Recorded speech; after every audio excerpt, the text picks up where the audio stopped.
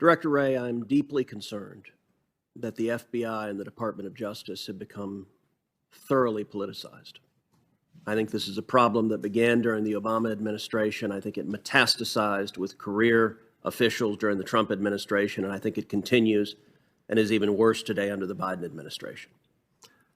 I don't believe you personally reflect that politicization, but I think you've been unwilling to root it out and unwilling to hold people accountable for the politicization. I hear regularly from FBI agents and from professionals at the Department of Justice who are dismayed that our law enforcement has been weaponized and politicized rather than remaining apolitical as it has been for the history of our country. Yesterday, it was reported that Project Veritas had obtained a copy of an FBI training material which listed various symbols and themes which, in the FBI's estimation, were indicative of, quote, militia violent extremism.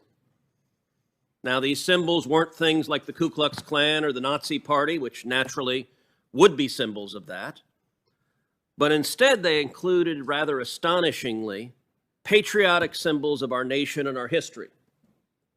Included on this list is the Betsy Ross flag. Now, that's fairly remarkable that the Betsy Ross flag in the FBI's indication is indicative of militia violent extremism, because among other people who have been publicly alongside the Betsy Ross flag, we have President Barack Obama, who was sworn in directly underneath two Betsy Ross flags. But it's not just President Obama. We also have President Biden, who was sworn in under Betsy Ross flags. It's not just the Betsy Ross flag. Also on this list is the Gadsden flag as a symbol of violent extremism. Now, the state of Virginia has a license plate for the Gadsden flag, as do many other states. I think people would be astonished to find that having that license plate, the FBI indicates that you're a violent extremist. Also included on this is a text that I was particularly struck, is the Gonzales battle flag. Come and take it.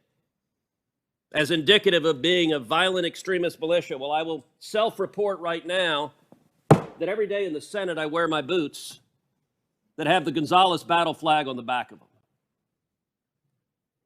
Director Wray, what are y'all doing? This makes no sense.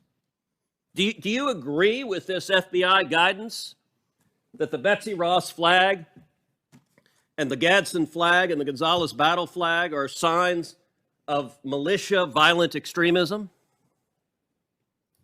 Well, Senator, I'm not familiar with the particular document you have behind you, and I'm not in the practice of trying to comment on documents that I haven't recognized, but I will tell you that when we put out intelligence products, including ones that reference symbols, which we do across a wide variety of contexts, we usually take great pains to put caveats and warnings in the document that make clear that a symbol alone is not considered evidence of violent extremism, and it's... Well, but Director Wray, you don't include things like Antifa, you don't include things like Black Lives Matter. Instead, you identify patriotic Americans as suspects. And I would note there's a pattern of this.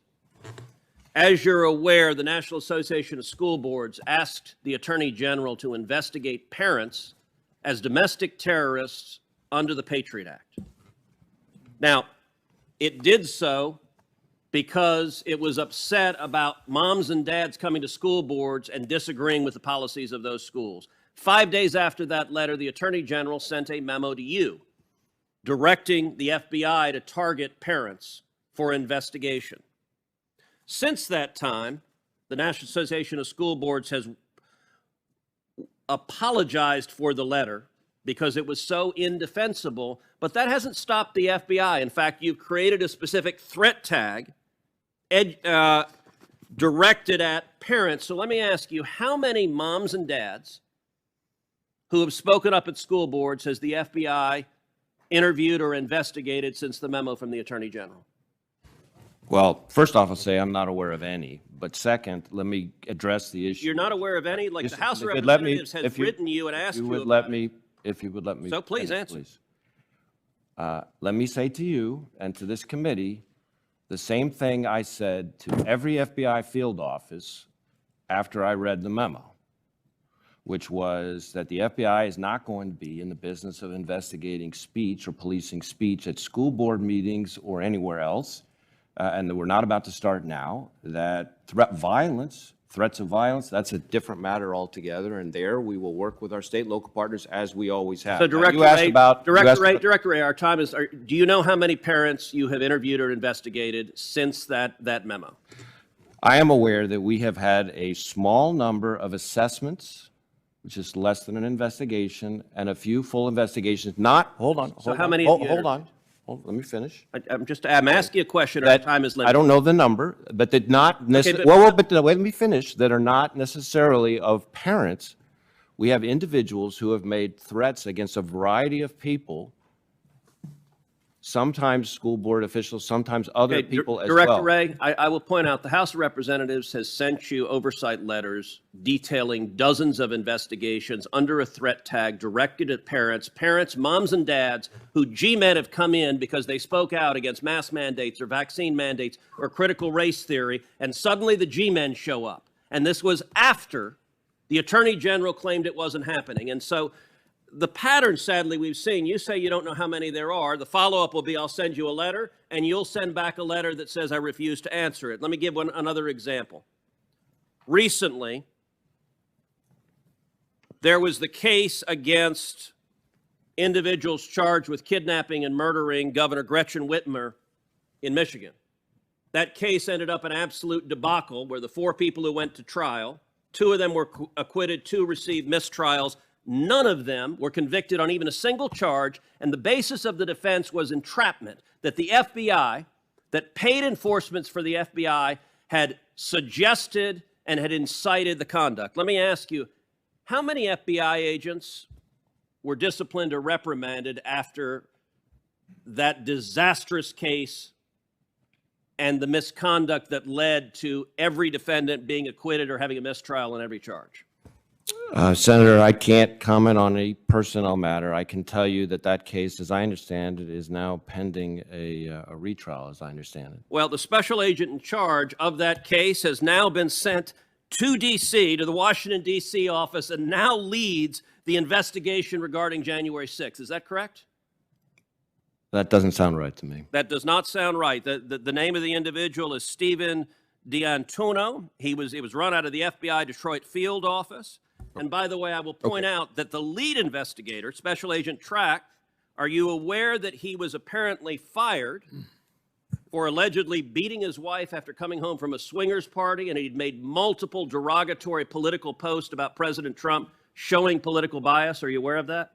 I am aware of, I think, the incident you're describing and action that was taken about it. To clarify on the first part of your question, Mr. D'Antuono was the special agent in charge of the office, the Detroit field office, and is now the assistant director in charge of the Washington field office. I thought you were asking about the agent who was responsible for the. So the guy in charge got promoted and is now in charge of the January 6th investigation. The guy in charge of the whole Detroit field office is now in charge of the whole Washington field office. That is astonishing. For the record, I'm going to ask consent to enter into the record a copy of the page that was part of the exhibit by the junior senator from Texas related to symbols of militia violent extremism published by the FBI. And note that in bold print it reads, "The use or sharing of these symbols alone should not independently be considered evidence of militia violent extremism presence or affiliation or serve as an indicator of illegal activity, as many individuals use these symbols for their original historic meaning or other nonviolent purposes." And without objection, I'll enter that into the record. Thanks for watching, and if you haven't already, please consider subscribing to our channel. And while you're at it, please leave us a comment. Thank you for watching.